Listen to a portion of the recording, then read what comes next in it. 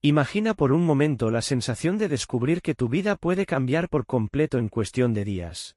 Eso fue exactamente lo que le ocurrió a Carlo Acutis cuando, con 15 años, le diagnosticaron leucemia fulminante, una enfermedad tan agresiva que hasta los médicos más experimentados se quedaban perplejos por su rapidez. No estamos hablando de una enfermedad que avisa, que da señales antes de llegar. No, esta apareció como un huracán silencioso, transformando a un joven lleno de vida en alguien que debía luchar por su propia existencia. Carlo, que pasaba horas creando páginas web sobre milagros eucarísticos y participaba activamente en los estudios bíblicos de su parroquia, de repente se encontró frente al mayor desafío de su corta pero intensa vida. La ironía a veces nos deja sin palabras. Aquel que dedicaba tanto tiempo a hablar de la eternidad a través de la tecnología, ahora se enfrentaba a su propio paso hacia ella. Los médicos explicaban a la familia los protocolos, los posibles tratamientos, pero Carlo ya mostraba una serenidad que impresionaba a todos. Era como si comprendiera algo que los adultos a su alrededor aún no podían captar del todo. Lo que más llamaba la atención no era solo la valentía de Carlo frente al diagnóstico, sino su extraordinaria capacidad de transformar el sufrimiento en ofrenda. Mientras la mayoría de nosotros se queja por un simple dolor de cabeza, este joven ofrecía sus intensos dolores por la Iglesia, por el Papa y por la vida eterna de todos. Piénsalo, un adolescente de 15 años, en la plenitud de la vida, eligiendo conscientemente convertir su agonía en oración intercesora. Carlo no solo soportaba el sufrimiento, lo abrazaba como una misión divina, como parte de su propósito en el cristianismo. Durante las misas a las que aún lograba asistir, incluso debilitado, irradiaba una fe que tocaba profundamente a otros jóvenes cristianos presentes. Su devoción al Evangelio se intensificó todavía más durante la enfermedad, como si cada momento de dolor lo acercara más a Jesucristo. Los testimonios de fe que brotaban de sus labios durante el tratamiento eran tan profundos que enfermeros y médicos dejaban de hacer lo que estaban haciendo para escucharlo. Era imposible estar en su presencia y no sentir que algo sobrenatural sucedía allí. Quizá lo más misterioso de toda esta experiencia fue la madurez espiritual que Carlo demostraba, una conciencia casi profética sobre su propio destino. Era como si supiera, en lo más profundo de su alma, que su paso por este mundo sería breve pero extremadamente significativo. Durante sus oraciones diarias, que mantenía con disciplina incluso en el hospital, hablaba con una naturalidad asombrosa sobre encontrarse pronto con la Virgen María. Sus padres se debatían entre la admiración por la espiritualidad de su hijo y el desgarro natural de quien está perdiendo a alguien tan amado. Carlo había transformado su habitación de hospital en una pequeña iglesia, siempre tenía su Biblia al lado, un rosario entre las manos, y pedía con frecuencia que le trajeran material para continuar sus proyectos de evangelización digital. Incluso cuando el dolor era insoportable, encontraba fuerzas para alabar a Dios y ofrecer palabras de consuelo a otros pacientes. Su fe no era solo teoría ni tradición familiar, era una experiencia viva, palpable, que se manifestaba sobre todo en los momentos más difíciles. Y había algo en sus ojos, una luz distinta, que hacía que cualquiera que lo visitara saliera de allí transformado, replanteándose sus prioridades y su relación con lo sagrado. La manera en que Carlo Acutis afrontaba el dolor desafiaba por completo nuestra comprensión humana del sufrimiento. Imagina estar ingresado, sintiendo tu cuerpo atacado por una enfermedad implacable, y aún así mantener una serenidad que impresionaba incluso a los oncólogos más expertos. Nunca se le vio quejándose, lamentándose ni preguntándose por qué le ocurría aquello, una actitud que contrastaba radicalmente con la realidad de la mayoría de los pacientes en situaciones similares. Su fe no era un concepto aprendido en la iglesia, era una ancla sólida que lo sostenía incluso cuando las olas más violentas intentaban derribarlo. En los momentos más críticos del tratamiento, cuando otros jóvenes cristianos de su edad estarían enfadados o desesperados, Carlo mantenía una postura que rozaba lo sobrenatural.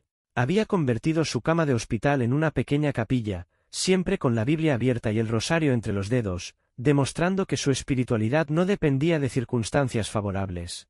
Los enfermeros comentaban entre ellos acerca de ese paciente distinto, que irradiaba paz incluso en medio de la mayor agonía. Era como si Carlo hubiera comprendido algo fundamental sobre el sentido del sufrimiento que escapaba al entendimiento de los adultos que lo rodeaban. Lo que más impresionaba era cómo Carlo conseguía pensar en los demás cuando cualquiera en su situación estaría centrado únicamente en sí mismo. Preguntaba por otros pacientes, rezaba por los médicos que lo trataban y se preocupaba de verdad por el bienestar emocional de sus padres y visitantes. Durante las misas que veía en la televisión del hospital, Carlo no participaba solo como espectador, rezaba de forma concreta por los enfermos que conocía allí dentro, convirtiendo cada momento de adoración en una intercesión colectiva. Su madre contaba cómo él la consolaba en los momentos en que ella más necesitaba ser consolada, invirtiendo completamente los papeles que serían naturales en esa situación. Carlo había entendido profundamente las enseñanzas de Jesucristo sobre servir al prójimo, y las aplicaba incluso cuando era el quien más necesitaba cuidados. Sus testimonios de fe en ese periodo no eran discursos elaborados sobre religión, eran demostraciones prácticas de cómo vivir el Evangelio incluso en las circunstancias más adversas. Cuando otros jóvenes lo visitaban, no se iban con lástima, sino inspirados por su capacidad de encontrar propósito y sentido incluso en el dolor. Era imposible estar junto a Carlo y no cuestionarse la propia forma de afrontar las dificultades cotidianas. Hasta en sus últimos momentos, Carlo irradiaba una alegría inexplicable y una confianza inquebrantable en Dios que dejaba a todos desconcertados. No estamos hablando de una alegría forzada o artificial, era algo genuino, profundo, que brotaba de una fuente interior que parecía inagotable. Durante las sesiones de quimioterapia, mientras otros pacientes gemían de dolor, a Carlo lo encontraban a menudo sonriendo o murmurando oraciones de gratitud. Su devoción permanecía intacta, seguía con sus prácticas diarias, participaba en los estudios bíblicos cuando podía y mantenía su rutina de oración como si gozara de plena salud. Los médicos se quedaban intrigados por la estabilidad emocional de aquel adolescente, algo extremadamente raro en casos de leucemia fulminante. Carlo había transformado el ambiente hospitalario en una extensión de su vida espiritual, demostrando que la santidad no depende de circunstancias externas favorables. Su alabanza no disminuía con la intensidad del dolor, al contrario, parecía intensificarse, como si cada momento de sufrimiento fuera una oportunidad de acercarse más a lo sagrado.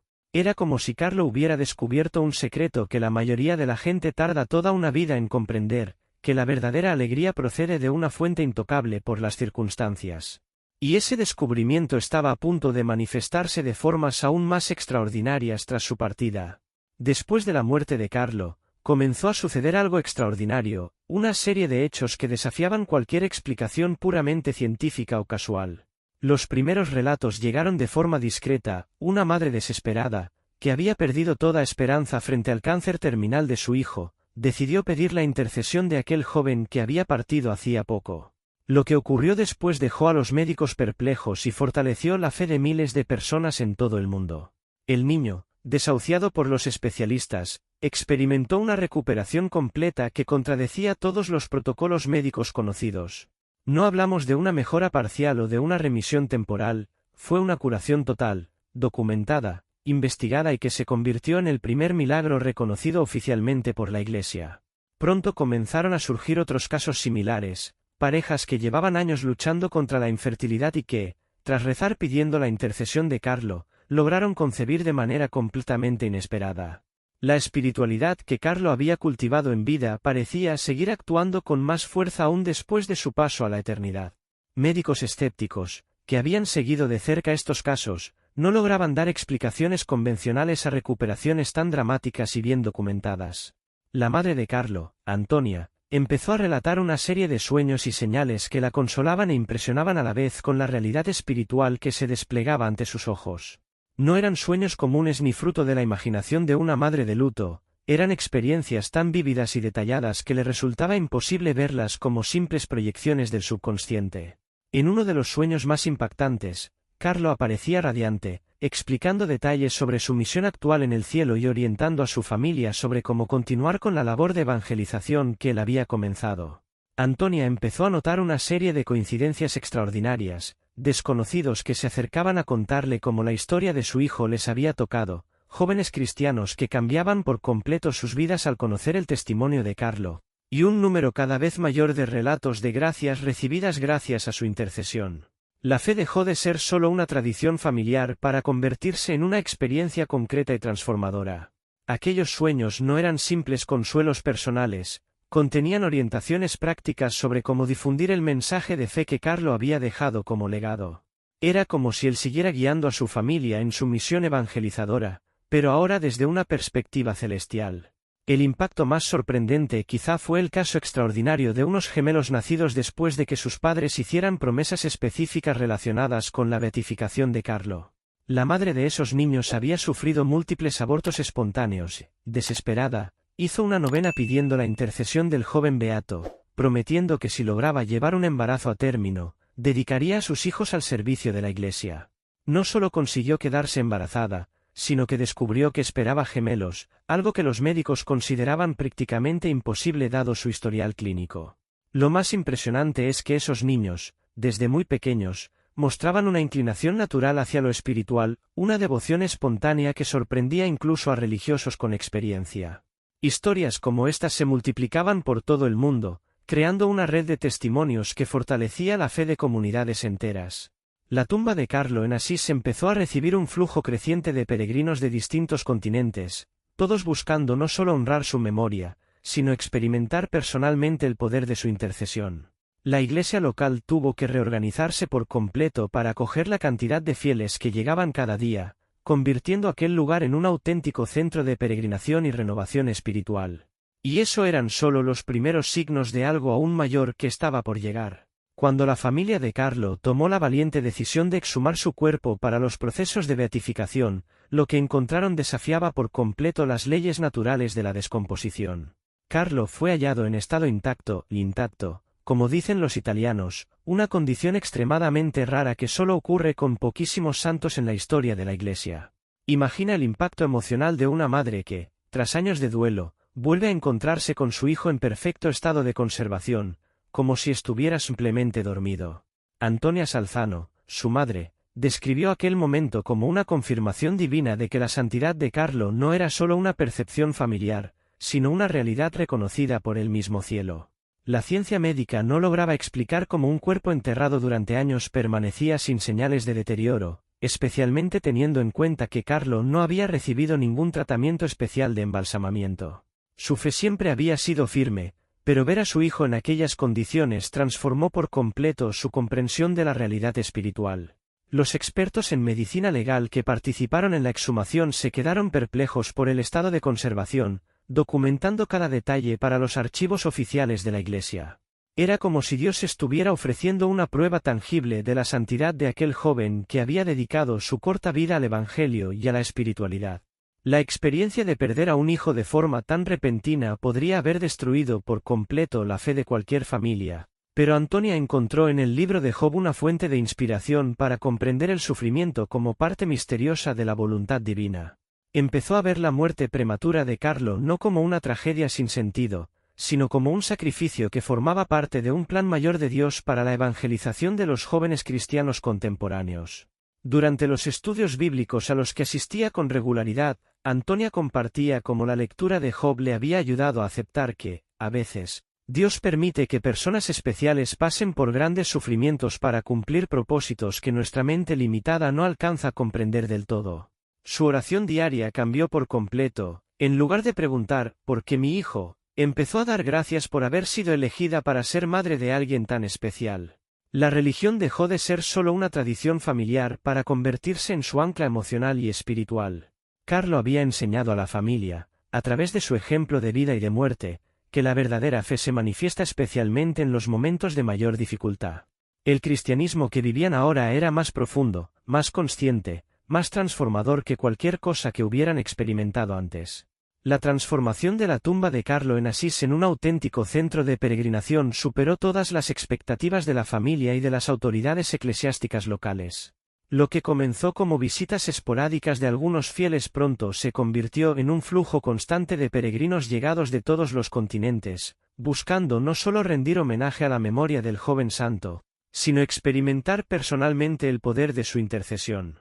Antonia se vio en la posición única de ser portavoz no solo de la memoria de su hijo, sino también de un mensaje universal sobre cómo vivir la santidad en el siglo XXI. Sus charlas en iglesias, sus testimonios en programas de televisión cristiana y sus participaciones en retiros espirituales se transformaron en poderosas herramientas de evangelización. La familia Acutis comprendió que la vida de Carlo no había terminado con su muerte, en realidad, su misión evangelizadora apenas había comenzado a una escala global. El lugar donde Carlo descansa se convirtió en una escuela práctica de fe, donde miles de jóvenes aprenden cada día sobre la devoción eucarística, la vida sacramental y el uso santificado de la tecnología. Durante los cultos especiales celebrados cerca de la tumba, el testimonio vivo de la familia se volvió más poderoso que cualquier sermón elaborado sobre la santidad juvenil.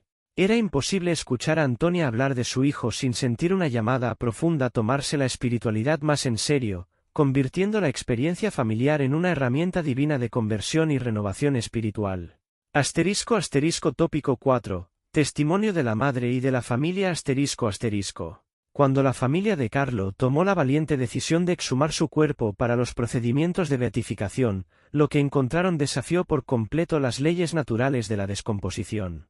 Carlo fue hallado en estado intacto, como dicen los italianos, una condición extremadamente rara que ocurre con poquísimos santos en la historia de la Iglesia.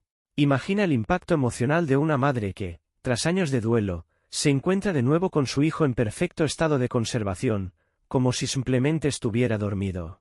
Antonia Salzano, su madre, describió aquel momento como una confirmación divina de que la santidad de Carlo no era solo una percepción familiar, sino una realidad reconocida por el propio cielo.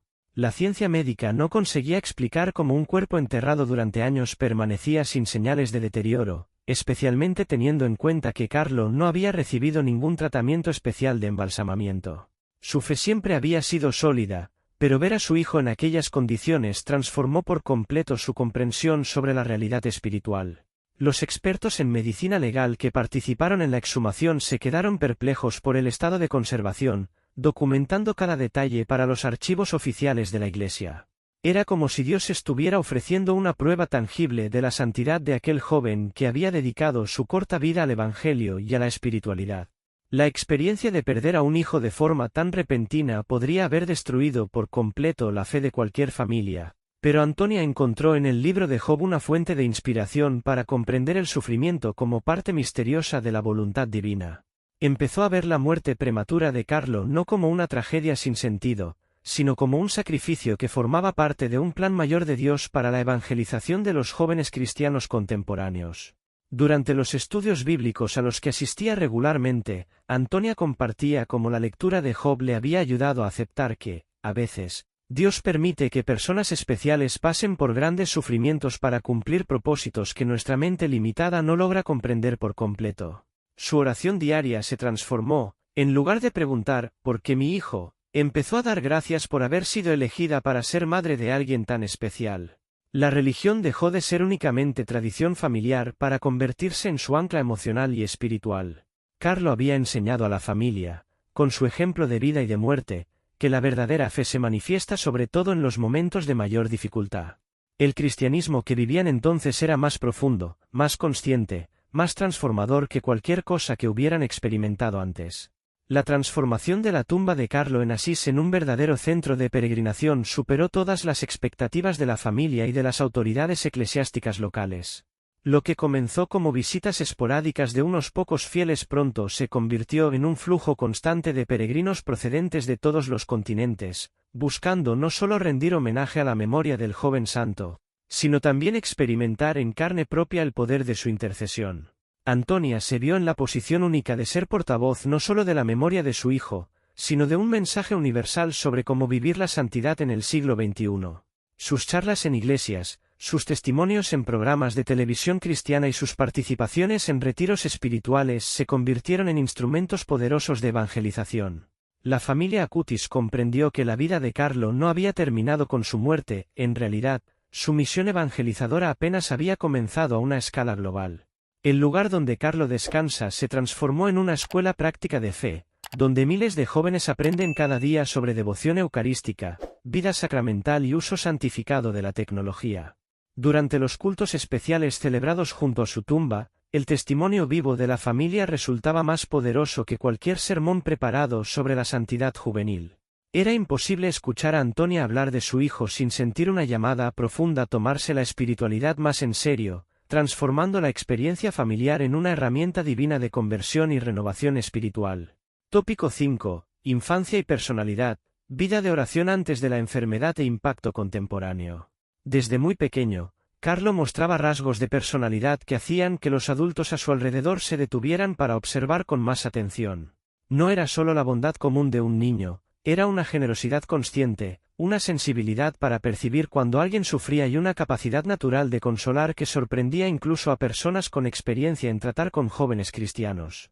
En casa, Carlo creció en una atmósfera donde la fe no se vivía solo los domingos, sino cada día, a través de pequeños gestos, oraciones espontáneas y conversaciones naturales sobre espiritualidad durante las comidas familiares. Su fascinación por la tecnología e informática comenzó pronto, pero siempre con un propósito que iba más allá del simple entretenimiento. Veía en los ordenadores y en Internet herramientas poderosas para difundir el Evangelio y educar a otros sobre los misterios de la religión. Era habitual encontrarle investigando milagros eucarísticos mientras otros chicos de su edad pasaban horas jugando a videojuegos sin rumbo.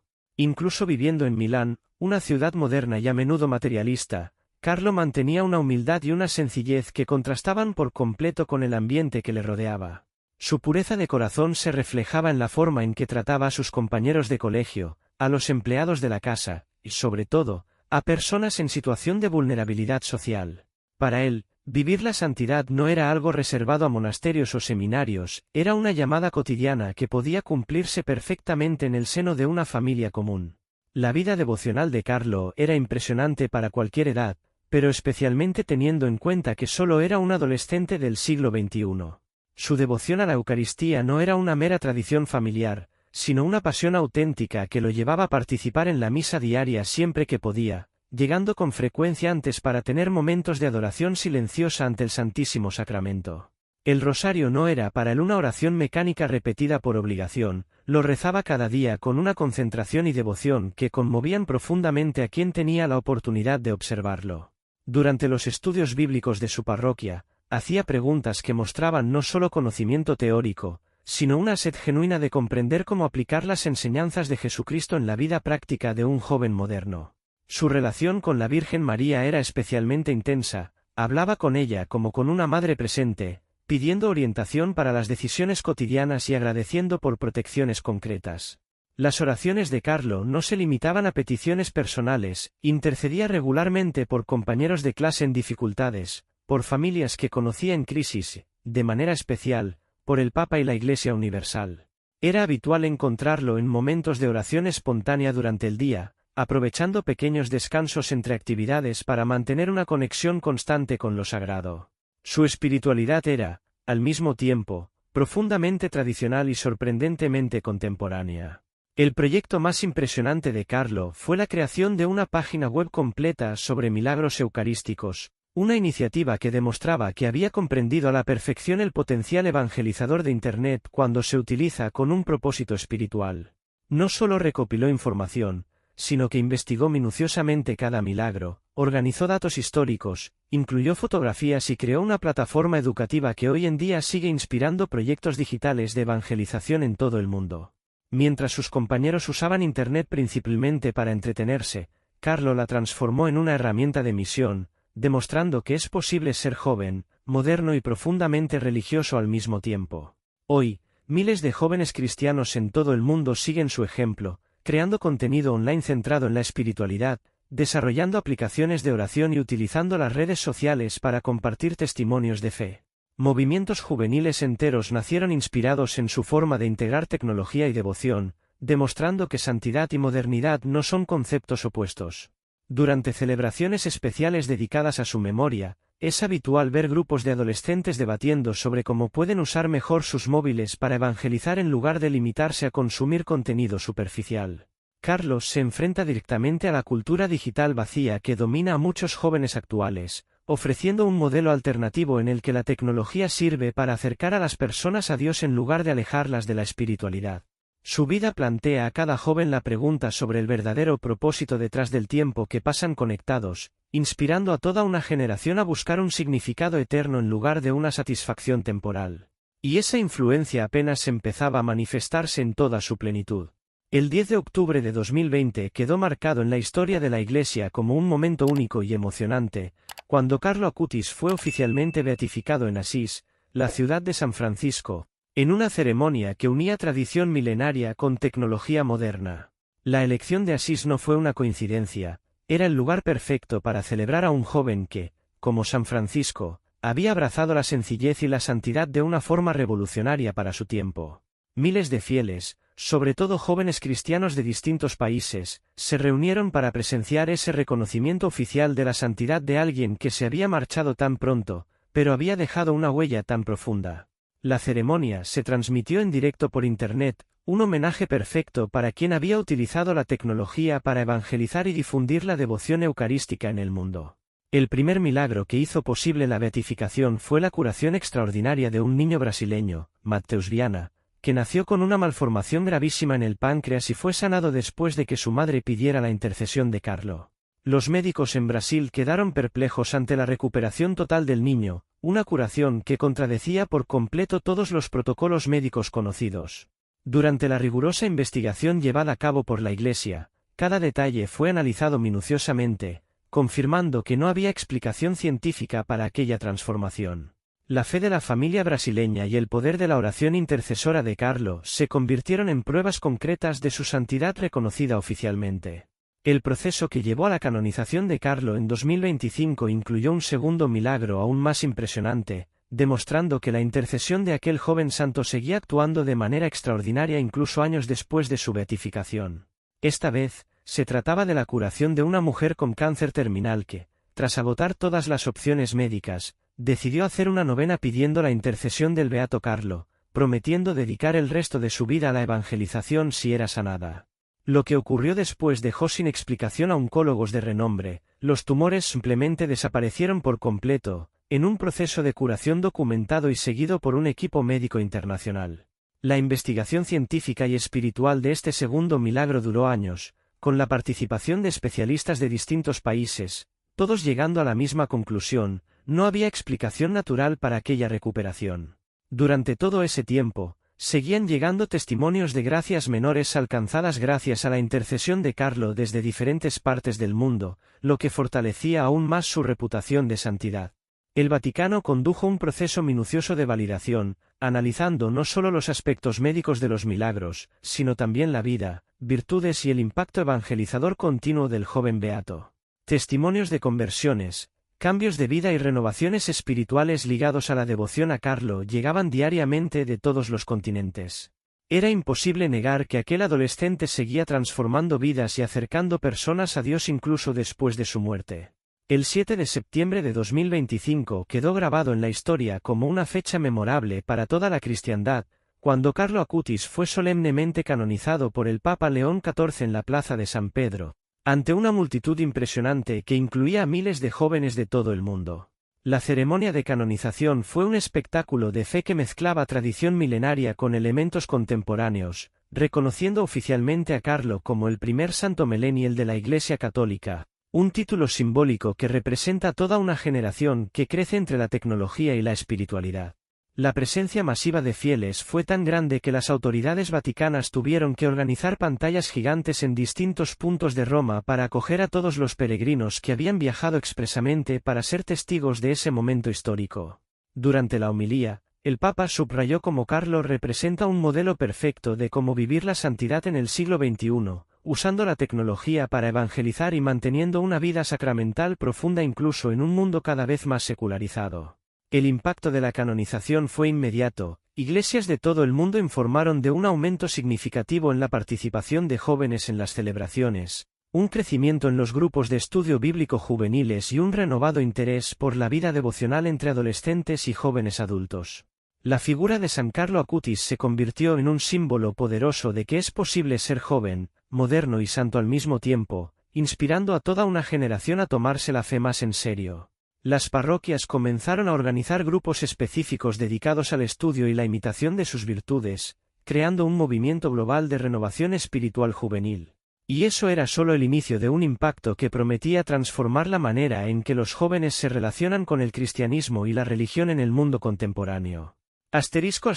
*Tópico 6. Beatificación, 2020, y canonización, 2025, El 10 de octubre de 2020 quedó marcado en la historia de la Iglesia como un momento único y emocionante, cuando Carlo Acutis fue oficialmente beatificado en Asís, la ciudad de San Francisco, en una ceremonia que combinaba tradición milenaria con tecnología moderna.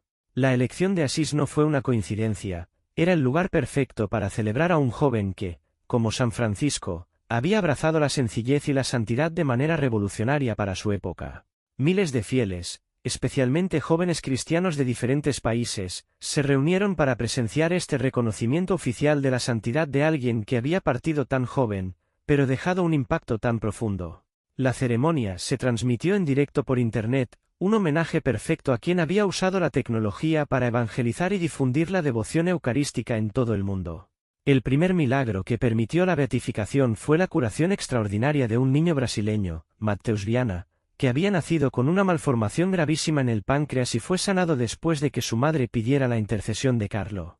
Los médicos en Brasil quedaron sorprendidos ante la recuperación total del niño, una curación que iba en contra de todos los protocolos médicos conocidos.